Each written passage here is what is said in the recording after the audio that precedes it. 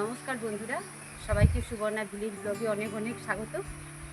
তো আজকে দাঁড়িয়ে আছি বন্ধুরা কোথায়, এই যে নেটটা নিচে। আর কেন নেটটা আমরা মানে টাঙিয়ে রেখেছি, এই যে হরি মন্দিরের পেছনে আমাদের একটা বেল গাছ আছে, গাছে কিন্তু প্রচুর বেল হয়েছিল, অনেকে কুড়িয়ে নিয়ে গেছে। আর বন্ধুরা দেখো, এই যে নেটের উপরে নেট দিয়েছি, কারণ কি এই যে বড় ফাঁসের নেটটা দিয়েছিলাম, ওটা থেকে বেলটা কি করলো, সব গলে পড়ে গেল। আর আমাদের তো এই দিক দিয়ে যাতায়াত করতে হয়, কি হচ্ছে সবার মাথার উপরে টুপরে পড়ে যাবে তো, বা যখন হরি মন্দিরে এলাম সন্ধে দিতে কি জল দিতে, তখনও মাথায় পড়ে যেতে পারে। তাই আবার উপরে একটা ধান মেলা নেট দিতে হয়েছে, যাতে না কারোর মাথায় পড়ে অঘটন না ঘটে। তো কি করেছি, এই যে বেলগুলো জমা হয়ে আছে, এই বেলটাকে তো আমাকে পাড়তে হবে। আজকে বেলের শরবত বানাবো বন্ধুরা, ভীষণ গরম, আর বেলের শরবত খেলে খুব ভালো লাগবে। একটু ঠান্ডা জল দিয়ে বানাবো। আর বেল তো ভীষণ উপকারী, বল বল দেয় ভীষণ মানুষের শরীরে।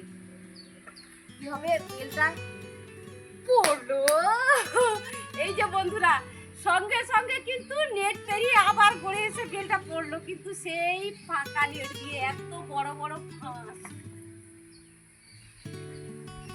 ও পড়বে মনে হচ্ছে, সেই একই পদ্ধতিতে পড়লো, নেটটা পেরিয়ে কিন্তু এই ফাঁস দিয়েই গলে পড়লো। বাবা বলতো, কি বলতো, চৈত্রতে শ্রীফল মিঠা খেয়েছিল রাম, খেয়েছিলেন রাম। তো চৈত্র মাসে তো খাওয়া হয়নি, এখন বৈশাখ মাস হয়ে গেছে। এখন বেলগুলো এই যে কুড়িয়ে নিলাম, দুটো পারলাম, একটা পড়েছিল। তো বন্ধুরা, বেলগুলো ধুয়ে আনলাম, তার মধ্যে দুটো তো পড়ে ফেটে গেছে, আর একটা গোটা আছে, তবে এটাকে তো ফাটাতে হবে, তাই বেলগুলোকে এখন ফাটিয়ে নিচ্ছি। আর কি সুন্দর গন্ধ বেরোচ্ছে বেলের, মিষ্টি গন্ধ একদম। হ্যাঁ হ্যাঁ, না খুব সুন্দর গন্ধ বেরোচ্ছে।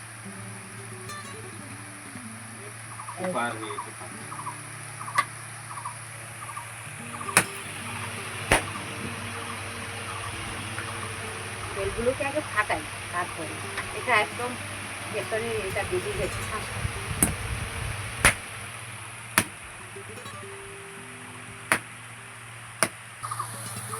বন্ধুরা, একটু ঠান্ডা জল এনেছি ফ্রিজ থেকে, ঠান্ডা জলটা হলে কি হবে, ভালো লাগবে খেতে। এখন রোদ তো ভীষণ, গরম ভীষণ, তাই একটু ঠান্ডা জল নিয়ে নিচ্ছি।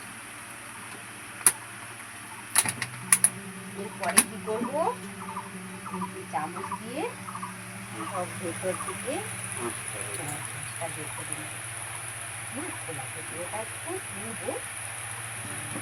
মিশিয়ে দেবো।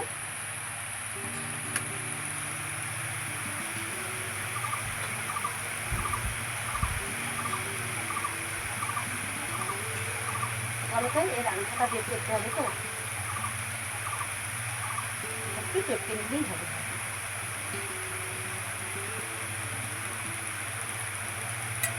আর জয়িদা মাঠ থেকে এসছে এক্ষুনি কাজ করে, বললাম বললাম তুমি একটু দোলাতে বসো, আমি তোমাকে বেলের শরবতটা বানিয়ে দিচ্ছি।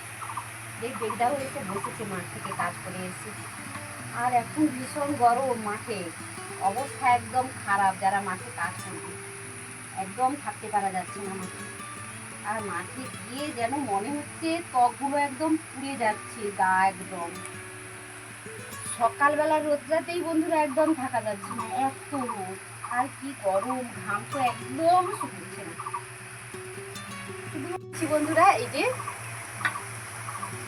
এবারে কি করব, এই যে জলটার মধ্যে রেখেছি, এবারে একটু হাত দিয়ে একটু চটকে নেব বন্ধুরা। এই যে এটাকে আঠা বেল বলে, তো এর ভেতরের এই যে বীজ আছে আর ভেতরের শাঁসটাকে একটু হাত দিয়ে চটকে নিলাম। এটা মিক্সারে দিলাম না, কেন বলো তো, এর আঠা আছে আর বীজ আছে, তাহলে মিক্সারে দিলে তো সব একসঙ্গে একদম পেস্ট হয়ে যাবে। তাহলে কি হবে, এই যে বীজটা আছে বেলের, তাহলে কিন্তু একটু তেতো তেতো লাগবে, এই জন্য হাতেই একটু চটকে নিলাম। আর কি বলো তো, হাতের একটা তৈরি করে খাওয়ানো, তার একটা ভালোবাসা একটা আলাদা থাকে, যে সবাইকে হাতে তৈরি করে খাওয়াবো, হাতে রান্না করে খাওয়াবো, তার একটা আনন্দও আলাদা থাকে। যখন কাউকে রান্না করে খাওয়াই একটা আন্তরিকতা থাকে, তো যে আমি রান্না করে খাওয়ালাম। বীজগুলো সব বের করে দিচ্ছি। আর আমার এদিকে নিমাই ভাই আর গেরিদায় বসে আছে, বলে একদম মাঠ থেকে কাজ করে এসছি, আজকে বেলের শরবত খেয়ে মানে খাইয়ে ছাড়বে, এই জন্য বসছে। ফ্যানটা দিয়েছি, বলছে একটু গাটা জুড়িয়ে নাও, তারপরেই বেলের শরবত খাওয়া। কি বীজ, বীজে সমস্ত বীজগুলো। আবার ছাঁকনিতে ছাঁকাও তো যাবে না, কারণ কি বলো তো, গলবে না, এই জন্য হাত দিয়ে ছেঁকে ছেঁকে দিয়েছি।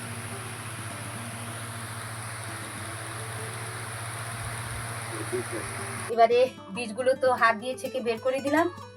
এরপরে কি করব, যারা চিনি খাবে না তাদের জন্য চিনি বিহনে বের করে দিলাম। এরপরে কি করব, চিনি অ্যাড করব, যারা চিনি দিয়ে খাবে। আমরা চিনি দিয়ে খাবো, তাই জন্য আমাদের চিনি বাম হাতে নিচ্ছি, কারণ ডান হাতটা তো শরবত বানাচ্ছি, এই জন্য ডান হাত দিয়ে নিতে পারছি না, মানে বাম হাত দিয়েই নিচ্ছি।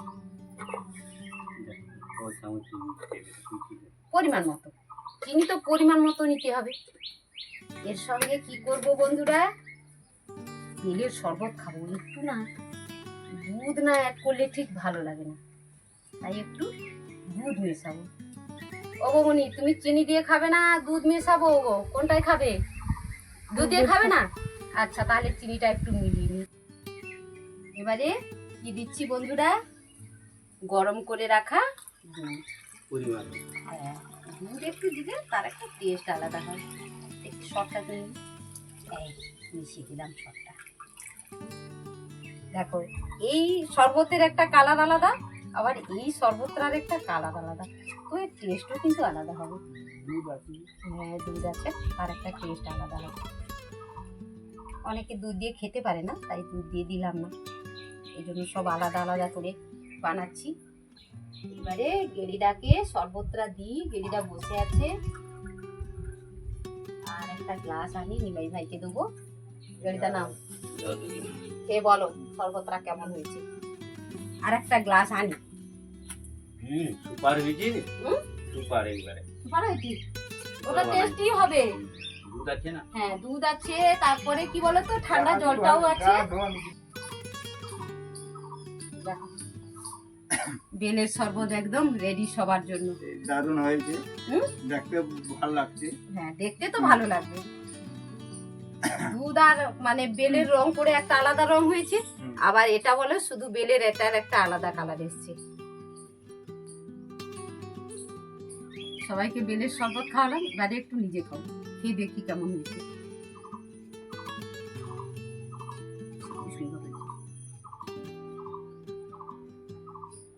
আর বেল কি করে বলো তো, বল তো মানে বৃদ্ধি হয় শরীরে, যাদের কোষ্ঠকাঠিন্য তাদের জন্য কিন্তু ভীষণ উপকারী। পেট একদম পরিষ্কার করে, সুন্দর। আর বন্ধুরা, আমি তো খাচ্ছি, বন্ধুরা তো আমার বলতে পারবে না যে বেলের মানে শরবতের টেস্ট কেমন হয়েছে। সবাই কিন্তু বাড়িতে বানিয়ে খেয়ে, এটাই বলছি, ভীষণ উপকারী, সবাই বাড়িতে বানিয়ে খেয়ে। আর গরমের জন্য তো ভীষণই ভালো।